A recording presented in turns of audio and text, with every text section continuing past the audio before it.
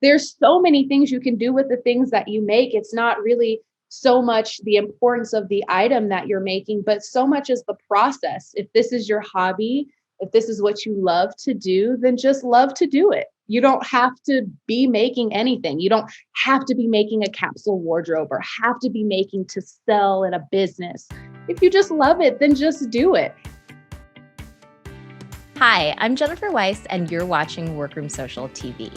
On this episode of I Made My Wedding Outfit, I'm so excited to talk with Zaji. Zaji is a self-taught seamstress from Houston, Texas, who is currently living in Colorado. She enjoys creating garments for herself and her family, and today I am so excited to talk with her about the making of her wedding collection.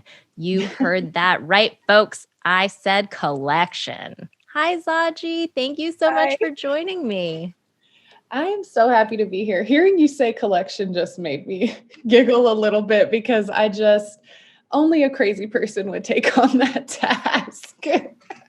Well, I must say you did an excellent job at it. When I was looking at your photos, I could not believe how many things you made for your wedding. Yeah, in 2 months. 2 months. You made 6 garments, but 7 items that were a part of your wedding.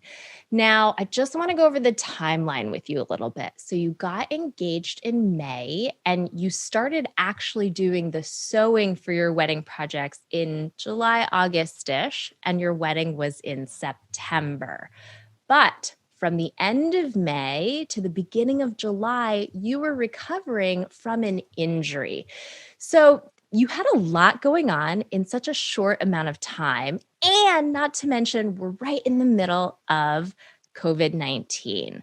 Can you walk us through how you decided that you were going to not only make your wedding dress, but your reception dress, your flower girl dress, your daughter's reception dress, your husband's reception outfit? How did you decide to do this in the midst of such a short timeline with so many other things going on? Really, it's just kind of me. I love a challenge. I love to just really push myself, and I am just somebody who really finds happiness in making. And I love sewing, and I love how much faster it is than some of the other crafts that I love, but it really just makes me happy. And my whole thought process behind making all of these garments and the outfits were just because I knew this was a day where I was going to be just surrounded by all these people I love. And what makes me happier than being with the people I love is seeing them in my stuff. And so if I didn't have my surgery, I probably would have made a dress for my mom and my grandmother and my sister too, because that's my happiness. I love seeing my family and things that I've made for them. And so it was a no-brainer when I was thinking about what I was doing for my wedding. I was just like, well, my husband's going to be there and my daughter's going to be there and we're all going to be taking pictures together. So I want, it to be a vision. I really had an idea, this is like everybody's dream, especially as a seamstress. Well, I guess not everyone, but as a seamstress, you want to, have that big couture fantasy. And, this was kind of my moment to do that. So I really just jumped straight in with that. So you say you jumped straight in. Did you have a plan? I know you had a very clear vision for your gown. Where did the inspiration come from? What was the inspiration? So for my dress, I actually had not at all a clear idea when he proposed to me. Honestly, it was a huge surprise. I had no idea. We had been looking at rings for a while, but, I was just kind of up in the air. I had no idea this was him actually, doing anything for real. I just was completely oblivious to everything. And so when he told me, I was just like, oh my gosh, what am I going to wear? I had never thought about that before. Like never thought about, actually being in a circumstance where I would have to think about this. And honestly, I feel like so many of us limit ourselves because we just assume we can't because of a price tag on an item we've seen or the name behind an item we've seen. We instantly think we can't do it. And for me, I kind of don't know how to do that. I'm just like, well, I'm a person and they're a person, so I could do that.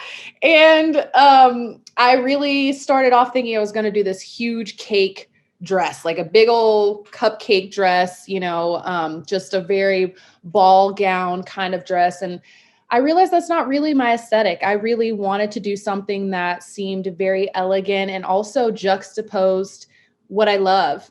In Colorado, I love, I love being outside here. It's really what drew me here and the reason why I love it. And I really fell in love with this idea of being in this really kind of preposterous dress in the middle of the woods because we got married in the middle of the woods. And as you can see on my dress, it's not one that should go through the woods at all. And my mom was furious when she realized that I had no plan on how I was even going to like get down the aisle because we got married right by a riverside. You had to hike into the location.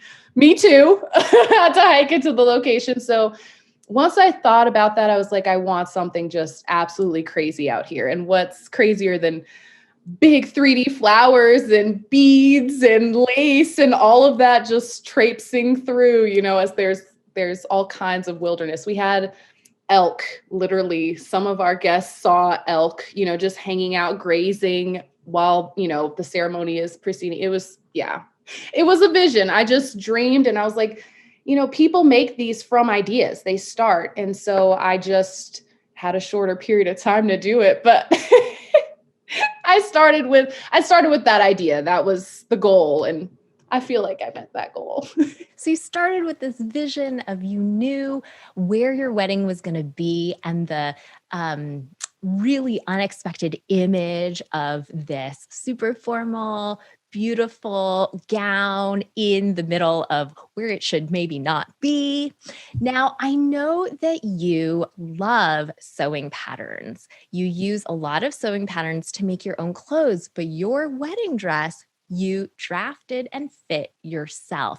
So walk us through, you had this general vision of, the gown in the woods. How did you take that from that into the drafting phase? And what was that like to draft for yourself to bring your vision to life versus using a sewing pattern like you usually do? It was really just, I had to.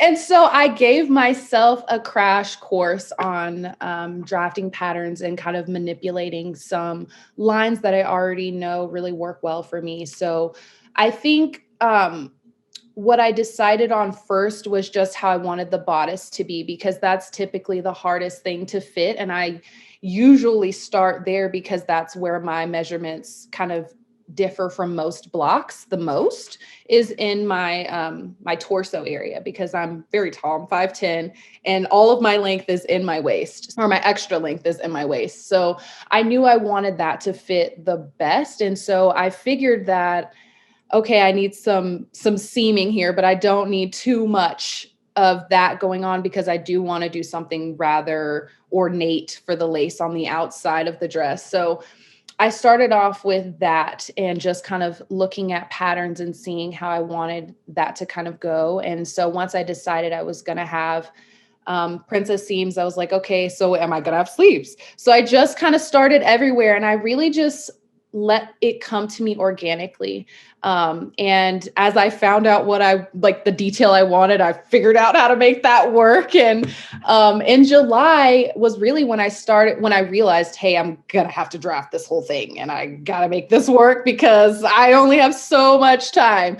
I used a lot of basic shapes, and that's something that I really love about this dress because it is just a pencil skirt with a princess seamed bodice.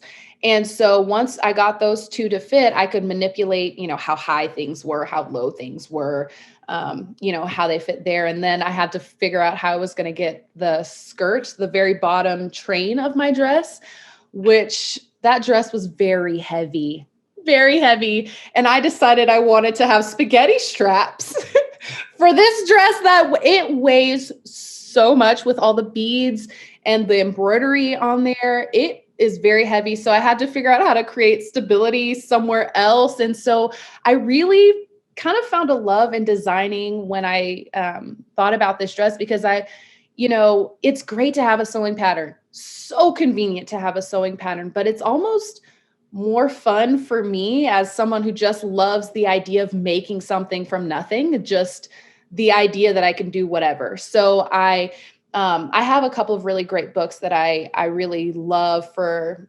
designing and everything that I've accumulated, but it was such a huge just journey for me as a creative. I really enjoyed the whole process and I just kind of taught myself as I needed to.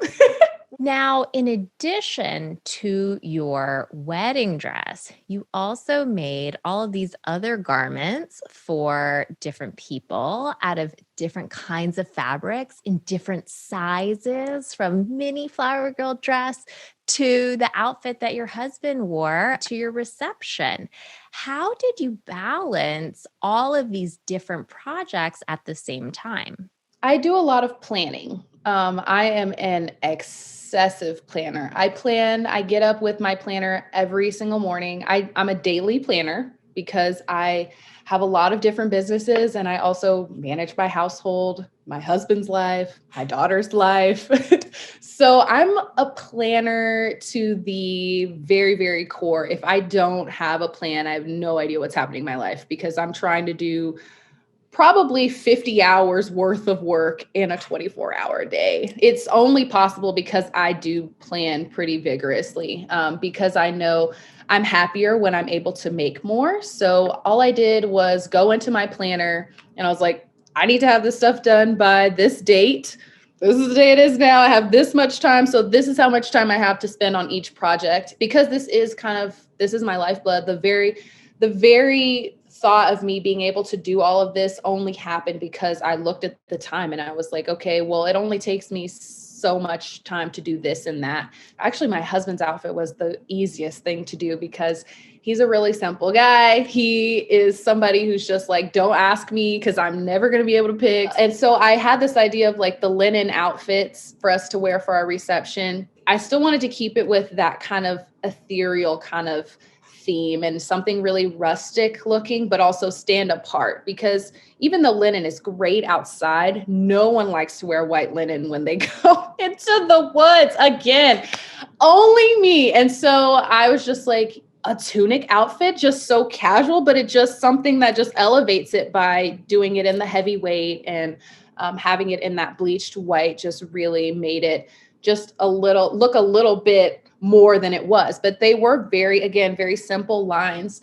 But I did just kind of look at what the pattern was like, how much sewing is actually involved with this. I mean, it is a big garment because my husband's an XL.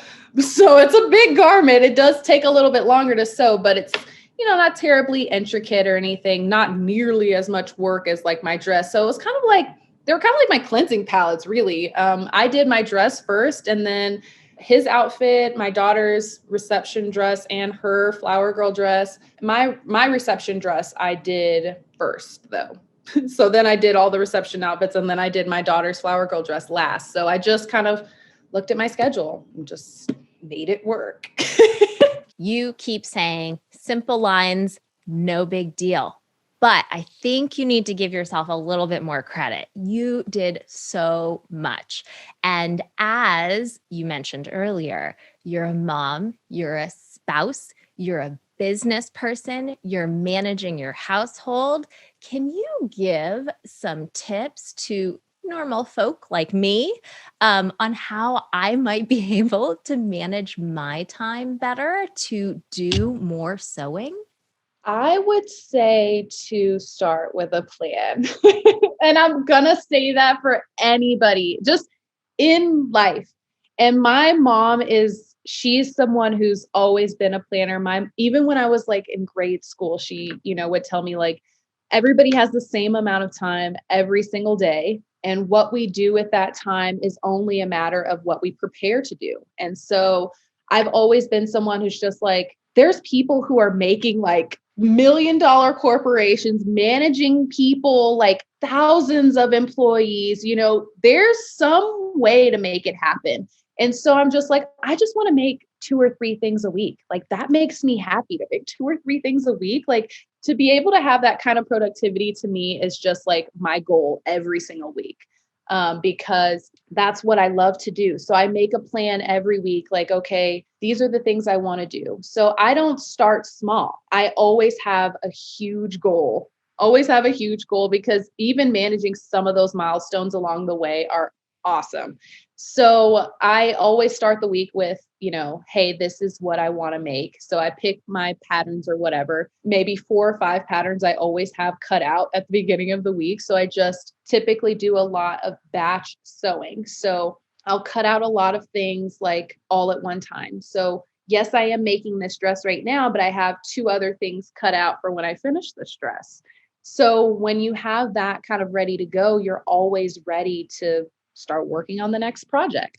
And the only limit is just how much time you want to spend doing it. I'm someone who has to plan because I want to be able to do a lot. And so when you make the time, you have the time. So if you want to sew more, you just have to set aside that time and be prepared to sew more. If you only have one project cut out at a time, then you're only going to be able to work on one project at a time.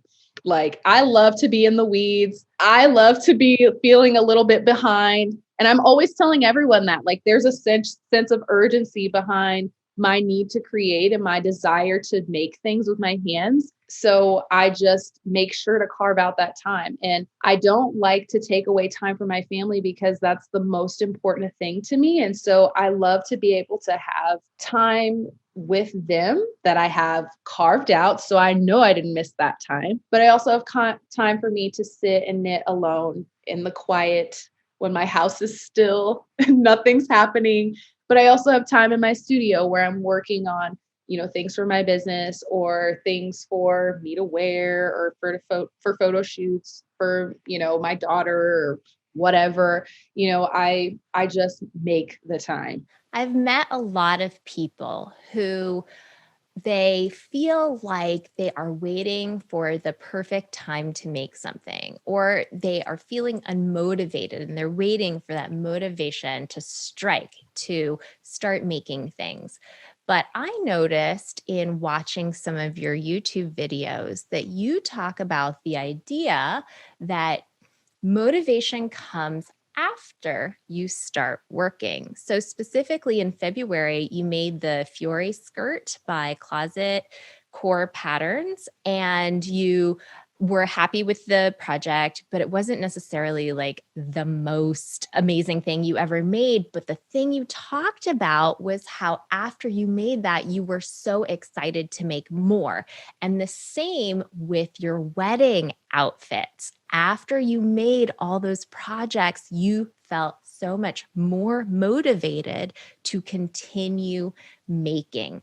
Can you talk about getting over that hump that you might have if you're waiting for the perfect motivation to strike you, and how you find motivation in just doing, even if you're not feeling motivated to start?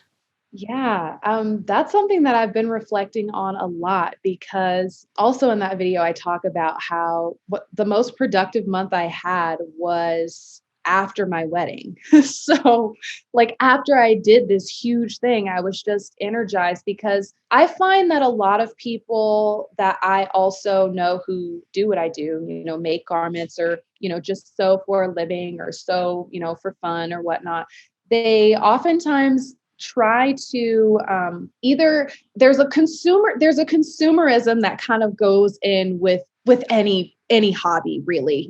There's some aspect of needing to buy or someone who is selling, and I kind of fall on both ends of that. So I'm someone who loves sewing patterns and I love collecting them and I love seeing all the different lines because I just love it. I do. And I love fabric. I mean, you can't really be involved in this if you don't love fabric. And there's just something that's so magical about that. And so I know that I will buy fabric and I will buy patterns because I buy them because I like them. It's not like I'm just like, oh, gonna just put it in my cart because it is a sewing pattern and I like those. They are designs and things that I like, but I find that I, feel like I have to make what I just bought because I just bought it and I feel this kind of guilt about giving in to buying, more things. And I know that I do make a lot of things and I, may eventually use that pattern, but maybe I won't.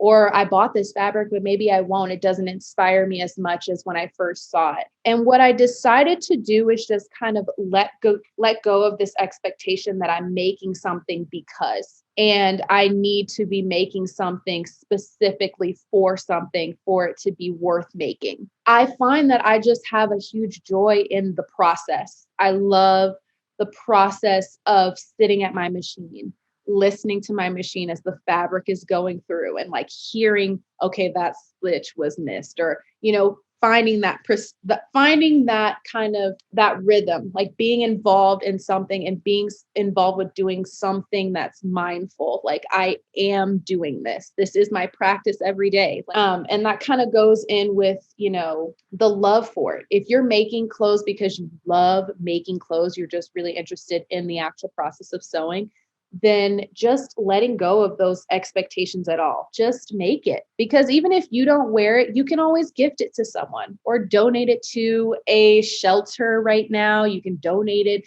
to your local refuge. There's so many things you can do with the things that you make. It's not really so much the importance of the item that you're making, but so much as the process. If this is your hobby, if this is what you love to do, then just love to do it. You don't have to be making anything. You don't have to be making a capsule wardrobe or have to be making to sell in a business. If you just love it, then just do it. And so I figured, I'm keeping my own self away from the happiness because I want to make something that people are going to click on Instagram or double tap or, watch the video I made about it.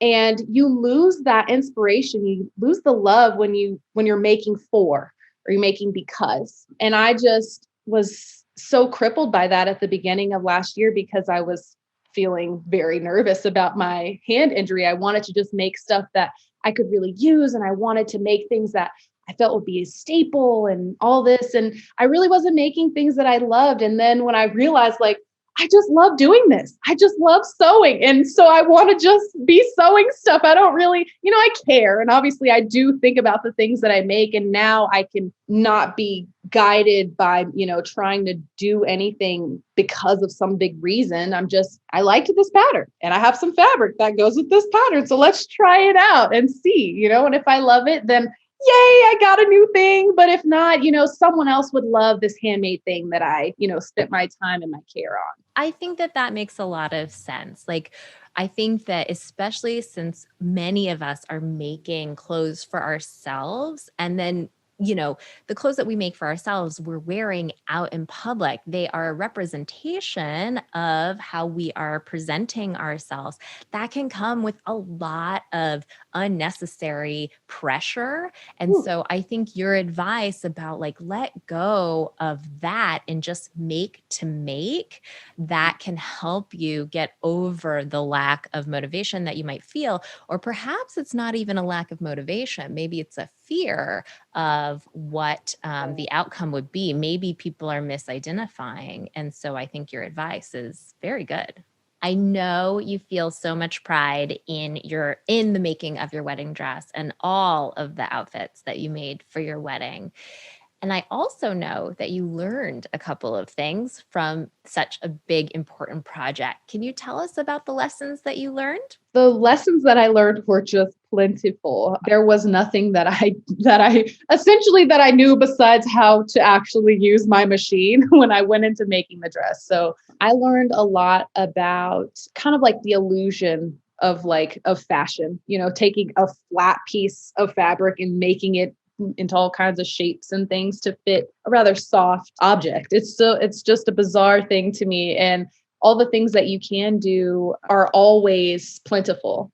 But making those decisions, I think, is something that I really kind of learned how to listen to myself on. Like, you can put all the details in the world, but do you need to put all the details in the world to communicate the same idea? So, yeah, the lessons were plentiful, but I also did learn a lot about just pattern design and really started to love on that a lot. It's always easy to say that you're going to start a new project, but I really learned like the resolve on just, I'm doing this project. I'm going to stick through with this. And even if it's hard, I'm just going to look for another resource. And that's, if it's hard, just look for another resource. Yeah. I love this advice. Look for another resource. And you always ended up finding one, right? Yeah. Yeah. There's so many. Video, written, blog, people sometimes. There's something out there. And if you want to know it, I mean, there's universities that teach it. So there's something out there that can help you. I promise there's something out there that can help you. Watching back on some of your YouTube videos, and even in our interview today, you talk a lot about how this year you really paid attention to and identified how much happiness you get from making things. During this time, with all of the racial injustice, economic inequalities, being right in the middle of a pandemic, do you have any advice that you can give to people who might feel like, what is the point of spending time on my hobbies? What is the point of making things right now when everything feels so bad? I'm pretty sure that my idea on all of this is just that those of us who are blessed enough to have a hobby that has such a warm community, for the most part, everyone who's a part of the sewing community that I've interacted with are all very welcoming and such a supportive group of people. And that's what makes me even more excited to tell people who are even a little bit curious in sewing to give it a shot, because there's so much help, there's so much community, there's so much support around you when you decide to go on this journey. And even though we are not supposed to be interacting with each other in a way that we normally would if you were, just starting this, or if you are still someone who, knows a good bit, but just wants to interact with other people. There's so many outlets that other people have created for you to be able to come together with people who just like the same thing. There's so many negative things happening in the world. There's so many tragic things that are occurring all around us all the time. And my main value is just my positivity. When I am a light to someone, they can share my light to someone else.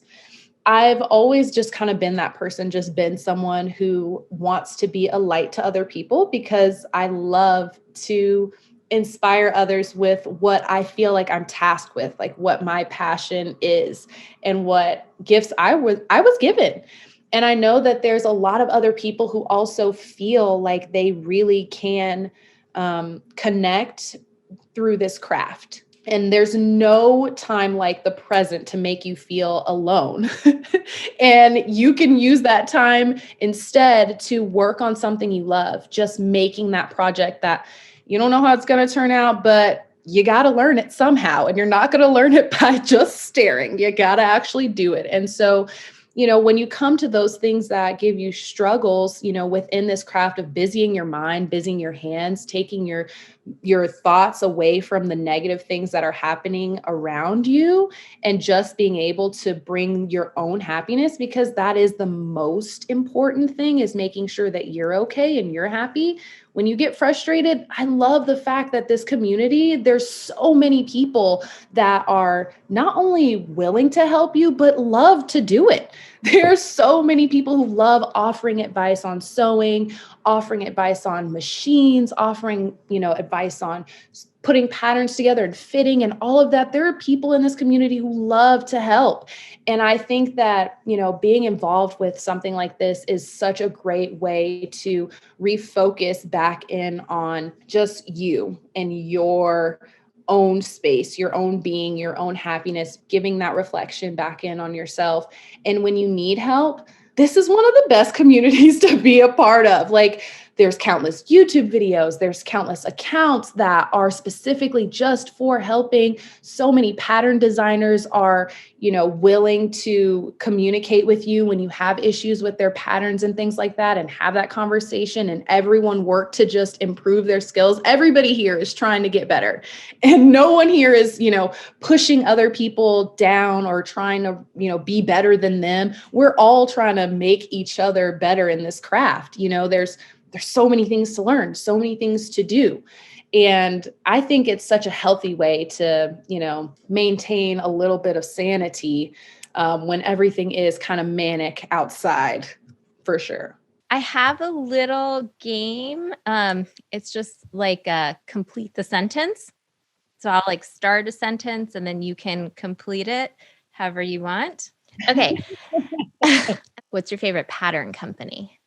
My favorite pattern company? I make the most from Made for Mermaids. I test for them a lot. Yeah. And what's your favorite fabric to work with? Rayon. Anything rayon, knit or woven. I love bamboo. Bamboo is better. Girl, we got to get you some of my rayon. Okay. I love rayon. It's my favorite. Me too.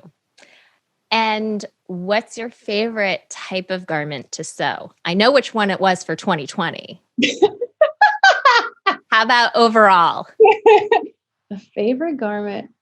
I really love making pants, like technical pants that have a lot of seaming and things like that. Like, I love jeans. Oh my gosh, in 2019, I made a disgusting amount of jeans. A disgusting amount of jeans, but I really love making pants, even though I don't wear them very much.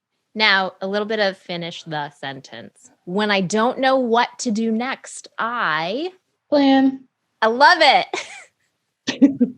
Plan. That's me every morning. When a garment doesn't fit me, I Gift it. good advice. And the next thing on my sewing list is A dress. Oof. listen, I love dresses too. They're so easy because they are an outfit all in one. You Yes. don't need to coordinate. No. And I'm doing a pattern that I love, which actually is from Made for Mermaids. I have two of essentially the exact same dress cut out, but slightly different variations. And my next pattern is always a dress. If you're wondering what I'm working on next, it's a dress. Zaji, thank you so much for joining me today on this episode of I Made My Sewing Outfit. Can you let us know how people can find you? And when can we expect your vlog about the making of your wedding dress? Oh my goodness. I'm putting you on the spot. You are putting me on the spot. It was on my plans this year. I'm hoping that I'll be able to have that dress up by the wedding season. We'll see. I'm really hoping to put together some sort of just conversation about that process in detail. So hopefully it'll be coming early, but we'll see. I'm looking more so April. That's my actual, like, in my planner, that's my actual goal. So hopefully in April, I'll have that vlog up and it will be helpful to other people who are interested in just letting their mind wander and making the most absurd dress they can think of. And where can we find you? You can find me on YouTube as Zaji-Kali Makes. I'm also on Instagram as Zaji-Kali Makes, and Instagram, I post a lot of just photos of things that I'm making, but YouTube is where I really talk a lot about the process and all of that. Thank you so much for watching Workroom Social TV. Before you leave, I hope you'll subscribe to our channel and click the thumbs up button to like this video. Until next time, bye.